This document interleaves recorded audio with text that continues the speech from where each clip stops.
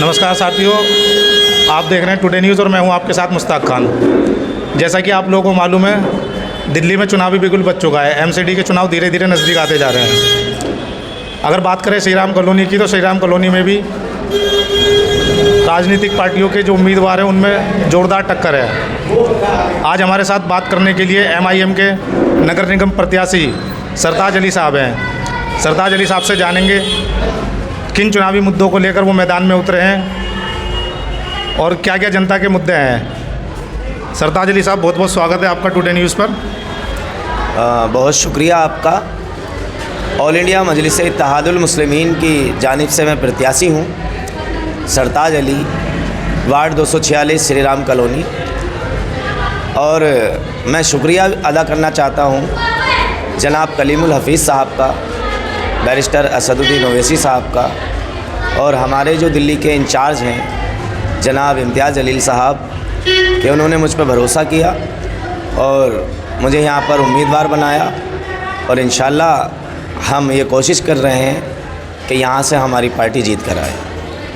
सरताज साहब, ये बताइए क्या क्या मुद्दे जनता के हैं, किन चुनावी मुद्दों को लेकर आप मैदान में उतरे हैं? क्योंकि देखा जाए सीधे तौर पर आपकी जो टक्कर है 3 बड़ी राजनीतिक पार्टियों से है, तो क्या क्या मुद्दे हैं जनता के और किन मुद्दों को लेकर आप चुनावी मैदान में उतरे हैं? देखिए, मुद्दे नहीं कहूँगा मैं जुल्म कहूँगा। जुल्म की फहरिस्त इतनी लंबी है इस वार्ड में कि उस जुल्म से आजिज़ आ गई है यहाँ की आवाम।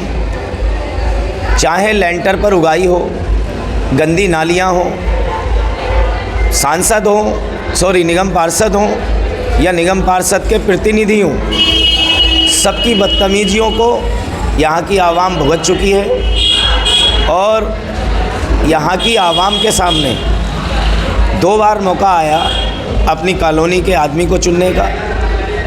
जिन लोगों को चुना यहाँ की आवाम ने, वो आवाम इस धोखे में रही कि ये हमारे बहुत सगे हैं, लेकिन उन नेताओं ने सिर्फ अपनी सियासत के लिए लोगों का वोट लिया।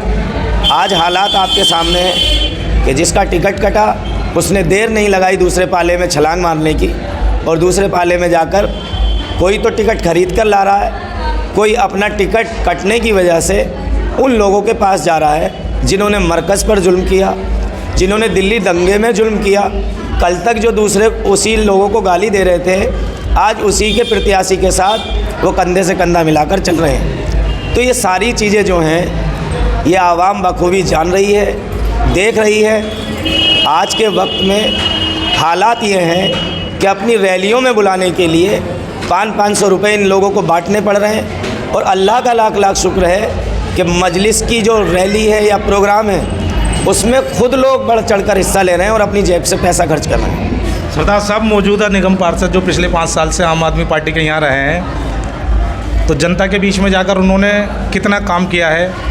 अगर देखा जाए तो आपकी वार्ड 246 श्री राम कॉलोनी में ना तो कोई डिस्पेंसरी है और ना ही कोई मोहल्ला क्लिनिक करता है। इस पर क्या कहेंगे आप?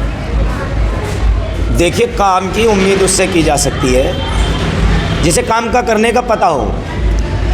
हमारे वोटर्स हमेशा ये गलती करते हैं कि हम उन लोगों को चुन लेते हैं जिनको काम का पता ही नहीं कि हमें काम करना क्या है। अब बहुत से मेरे साथी हैं, वो बताते हैं कि साहब कोई आदमी कह रहा था कि वहाँ से पुश्ते पे से गाय उठवा दी थी या कुत्ता उठवा दिया था। अरे भाई, नगर निगम का काम है मवेशियों को, जानवरों को उठाना, मरे हुए मुर्दों को उठाना। इसमें कौन सा बड़ा तीर गाड़ दिया आपने कि अगर किसी जानवर की मौत हो गई पुश्ते पे और उस पुश्ते पे से वो जानवर उठा लिया गया नगर निगम के द्वारा, तो इसमें तो कोई बड़ी उपलब्धि नहीं है। लोग कहते हैं कि भाई फला दंगे में ये रोल निभाया, ये रोल निभाया।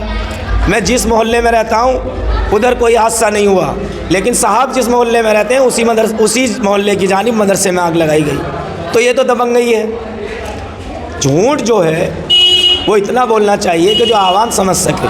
CA NRC का प्रोटेस्ट पूरी कॉलोनी जानती है कि जब मेरे बैरिस्टर असदुद्दीन ओवैसी ने संसद में फाड़ा था, उनका शागिर्द, उनका कार्यकर्ता जिसका नाम सरताज अली है, रामलीला ग्राउंड के ठीक सामने हमने वो प्रोटेस्ट रखा, एहतजाज किया। कॉलोनी की आवाम ने हमारा साथ भी दिया। उस वक्त भी इनके पास इतना जज्बा नहीं था कि सरकार के ख़िलाफ़ बोलने के लिए या केजरीवाल के ख़िलाफ़ बोलने के लिए ये अपनी ज़बानों के ताले तोड़ देते। और ताला नहीं तोड़ते बल्कि उनकी हिमायत करते हैं। मरकज़ की अहमियत मेरी नज़र में है, मौलाना साद की अहमियत मेरी नज़र में है। आज जो मरकज़ को मानने वाले लोग हैं, जो जमाती अपने आप को कहलाते हैं, आज उन्हीं के एक मानने वाले हमारे पूर्व निगम पार्षद साहब उसी केजरीवाल का झंडा उठाकर घूम रहे हैं। मुझे नहीं पता क्या लालच दिया गया है, लेकिन लालच पर वोटों को और आवाम को अपना माल समझ लेना या अपनी मिल्कियत समझ लेना उन साहब की गलतफहमी है। आप भले ही अपने आप को बेच सकते हैं, लेकिन श्री राम कॉलोनी की जनता, जो आप श्री राम कॉलोनी वार्ड की जनता आपके सौदे से वाकिफ़ नहीं है। वो अपने हक़ को चाहती है। आपने कभी उनके हक़ को अपना फ़र्ज़ समझकर अदा नहीं किया। इस बार ये जितने भी दीगर लीडर घूम रहे हैं, सबको यहाँ की आवाम जवाब देगी और मजलिस को एक नंबर पर विजयी बनाकर भेजेगी इंशाअल्लाह। सरदार साहब, मेरा अगला सवाल आपसे ये होगा, जिस तरीके से हमने देखा है कि सफाई कर्मचारी गलियों में नहीं आते, नालियाँ साफ़ नहीं करते, यहाँ के खुद जो स्थानीय निवासी हैं वो खुद अपने आगे का कूड़ा या नालियाँ साफ़ करके फेंक कर आते हैं, और मजलिस के जो कार्यकर्ता हैं, आपके कॉलोनी के जो कार्यकर्ता हैं, हमने उनको ज़मीनी स्तर पर काम करते हुए देखा है। देखिए, मजलिस की पहचान है काम करना। जब हम कुछ नहीं थे तब भी हम काम कर रहे थे, हम आज भी कुछ नहीं हैं तब भी काम कर रहे हैं।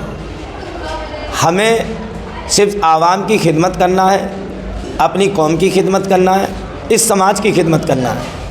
जो लोग सिर्फ अपनी जेबें भरना चाहते हैं। अच्छा, एक बात मैं आपसे पूछना भी चाहता हूँ और बताना भी चाहता हूँ। यहाँ पर टिकट की चर्चा है कि फ़ला आदमी का इतने का टिकट हुआ, किसी का इतने का टिकट हुआ। अरे भाई, आपको इतना महंगा टिकट लाने की ज़रूरत क्या थी? जब यहाँ से आपको कुछ लेना नहीं है, यहाँ से आपको लोगों की जेब नहीं काटनी। आरोप लग रहे हैं, आम आदमी पार्टी के विधायकों पे आरोप लग रहे हैं, 90 लाख 70 लाख रुपए में उन्होंने टिकट। बिल्कुल, देखिए, ये तो उनको पता होगा कि वो 70 लाख में लाए। कांग्रेस ने 70 में दिया या 50 में दिया, मैं उस बात की तस्दीक नहीं करता, ये उनका निजी मामला है। लेकिन कुछ होता है जब भी मार्केट में आता है। आप अगर ये यकीन करें कि जब 1 रुपये का टिकट नहीं लिया गया था तो लेंटर पे 50,000, 20,000, 1 लाख, 2 लाख तक लिए गए हैं। आज अगर ये असल बात है कि 70 लाख में आया है, तो आप अंदाज़ा लगा लीजिए कि आपका लेंटर अब कितनी कीमत में बनेगा। लेंटर को ख्याल में रखना। डिस्पेंसरी पूरी दिल्ली सरकार का, हमारे वो निगम पार्षद साहब पिछली बार आम आदमी पार्टी में थे, जब उन्हें लगा कि टिकट नहीं मिलेगा तो उन्होंने कांग्रेस ज्वाइन की। कांग्रेस ज्वाइन करने के बाद आज वो टिकट लाने में कामयाब हुए, लेकिन सिर्फ अपनी सियासी बिसात बिछाने के अलावा ना तो उन्हें ये नज़र आया कि उर्दू मीडियम एक स्कूल बनाया गया था श्री राम कॉलोनी वार्ड में, उसको साहब ने इंग्लिश में करा दिया। इंग्लिश भी ज़रूरी है, उर्दू भी ज़रूरी है। अरे, उर्दू से इतनी टेंशन क्यों है? उर्दू हिंदुस्तान की ज़बान है, मुसलमानों की ज़बान नहीं है। उर्दू हिंदुस्तान की पहचान है। आपने उस पहचान को ख़त्म करने के लिए सिग्नेचर करके दे दिए कि हाँ जी, आप इंग्लिश मीडियम चलाइए। दरअसल क्या है कि जो आदमी अपना इलाज कराना चाहता है, उसे डॉक्टर के पास जाने की ज़रूरत होती है।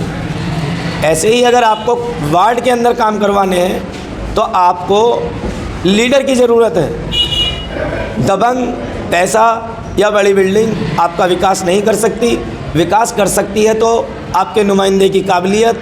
और इंशाअल्लाह ताला मैं मजलिस और बैरिस्टर असदुद्दीन ओवैसी के शुक्रिया के साथ आपको ये बताना चाहता हूँ कि मजलिस ने आपको नुमाइंदा दिया है। इंशाअल्लाह हर महाज पे वो खरा उतरेगा। अगर आप, अभी मैं 2 दिन पहले की बात आपसे शेयर करूं, जब हमारा नॉमिनेशन था तो यहाँ से कई लोग ऐसे थे जो नॉमिनेशन के बाद स्क्रूटनी में गए थे। अरे भाई, बड़े टिकट वाले हैं, बड़े टिकट धारक हैं, एक वकील सबके साथ था, लेकिन तन्हा आपका बेटा अकेला था। टिकट नॉमिनेशन में भी मुझे किसी वकील की ज़रूरत नहीं पड़ी, ना स्क्रूटनी में ज़रूरत पड़ी। तो क्या आप ये उम्मीद कर सकते हैं कि वो नुमाइंदा जीतने के बाद सदन में कोई फॉर्म भर पाएगा? सदन में आपके लिए कोई मांग कर पाएगा? अरे, स्क्रूटनी में वकील जा सकता है, नॉमिनेशन में वकील जा सकता है, लेकिन सदन के अंदर जीता हुआ नुमाइंदा ही जाएगा। जब वो वहाँ अकेला होगा तो वो निगाह उठा के देखेगा कि मुझे करना क्या है। तो मैं आपसे ये अर्ज़ कर रहा हूँ आपके चैनल के ज़रिए से सभी दिल्ली के वासियों से कि जहाँ जहाँ भी MI में ऑल इंडिया मजलिस इत्तेहादुल मुस्लिमीन ने अपने प्रत्याशी उतारे हैं। सब काबिल हैं, सब ईमानदार हैं। मेरी आपसे दरख्वास्त है कि आप उन सबको कामयाब बनाइए। इंशाअल्लाह ताला आपके हक़ को अपना फ़र्ज़ माना जाएगा और अपना फ़र्ज़ मानकर आपका हक़ अदा किया जाएगा।